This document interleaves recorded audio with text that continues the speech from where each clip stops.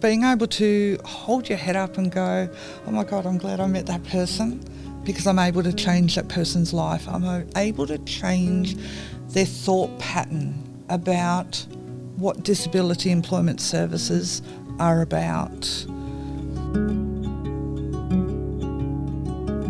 Hi Ellie, my name's Fran. I'm an employment consultant for Disability Employment Services. You didn't actually grow up in WA, you grew up on the east coast of Australia. You're I did. East Coastie. Yes, I grew up in a tiny little town called Tarlee. It had a population of 100 people back in the day, and to date I think it's only got about 300 people. So it's still very small. So it's still very, very tiny.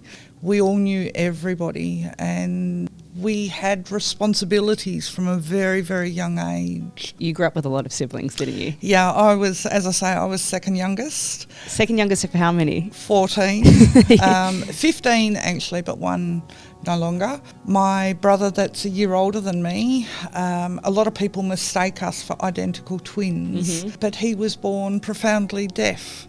So we learnt what it was like to develop a language that nobody else understood.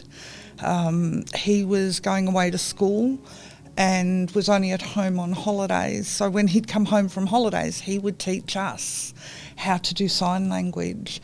But to us, that was the norm. We didn't see him as any different. People would be able to walk beside us or come towards us and they'd be like, which one's Peter, which one's Fran, which one's the deaf one? So Peter and I would actually do what twins do, I suppose you could say, and we would pull the mickey out of people. They would be thinking that he was the hearing one and I was the deaf one, so they'd be talking to me as if I was deaf, and it's like, you don't need to talk to me any different. I actually have a few disabilities myself. One is PTSD from a childhood trauma, and the other is a spinal issue.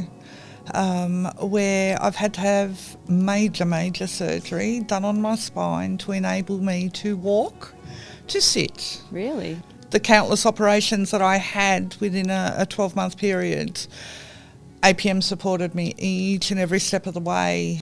I think from speaking to participants myself, the biggest fear of walking into disability employment services for the first time is the fear of the unknown. They don't know what to expect. They don't know what it's going to be like and make a lot of assumptions. But, you know, walking in and then meeting someone like you, going through Fran's 7 steps of self-discovery and leaving feeling quite empowered is certainly a theme that has come through to me very strongly when I speak to APM participants. Yeah. And, you know, being able to speak to people that work for APM as well and how empowering it is for people who work for APM as well as participants is really heartwarming for me to hear. Being able to hold your head up and go, oh my God, I'm glad I met that person, because I'm able to change that person's life. I'm able to change their thought pattern about what disability employment services are about.